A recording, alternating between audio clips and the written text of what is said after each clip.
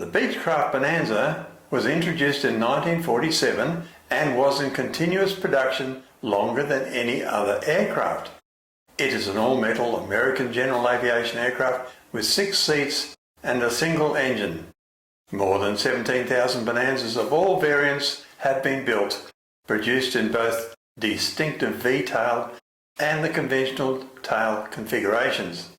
At the end of World War II, there were 2 all-metal light aircraft that emerged in America, the Model 35 Bonanza and the Cessna 195, that represented very different approaches to the premium end of the post-war civil aviation market.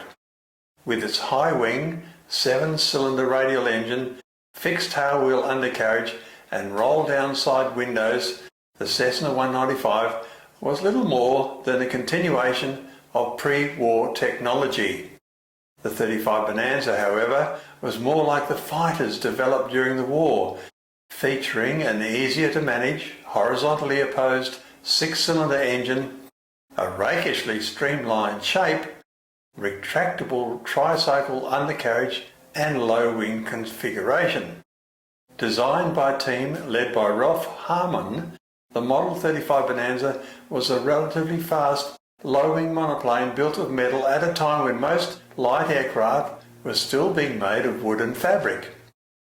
It was aerodynamically clean, and the very first ones would cruise at 175 miles an hour with a 165 horsepower engine.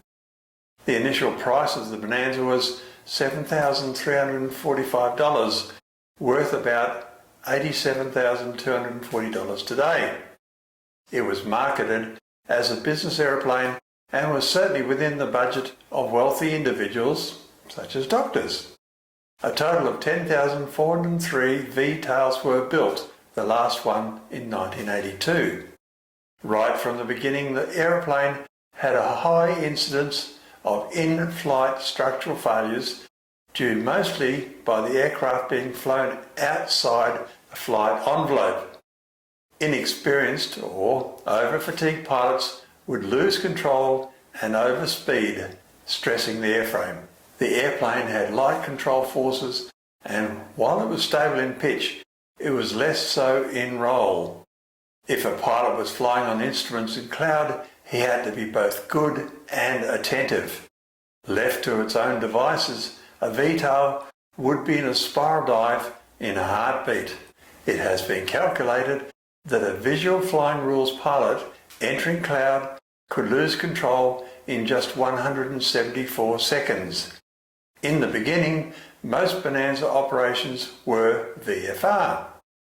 As calculated by both Beech and the CAA, that was the forerunner of the FAA, the Model 35 fatal accident rate was, up until 1952, 4.90 per 100,000 hours. By comparison, the Cessna 195 was about 2.0 and the Beech 18 Twin was lowest at 0.80.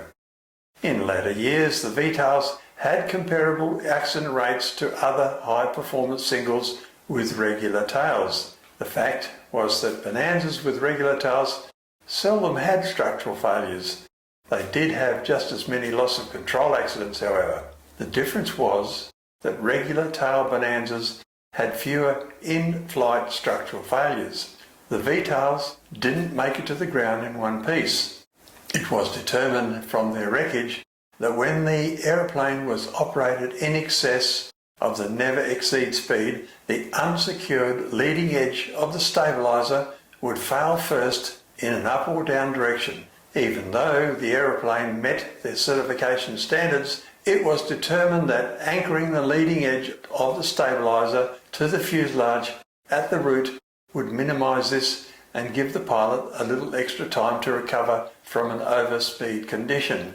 Piper PA-32 and Cessna 210 airplanes have airframe failure rates similar to the Vee-tail Bonanza, always when they are operated outside the envelope. About 3/4 of the Vee-tail Bonanzas are now 50 years plus old, so they don't fly much now. The notable crashes of Bonanzas include Buddy Holly, Richie Valens, the Big Bopper, and the pilot dying in 1959, the day the music died. Jim Reeves in 1964, and then the crash in 1981, which injured Apple co-founder Steve Wozniak. The lesson here is that the skills of the pilot must equal the capability of the aircraft.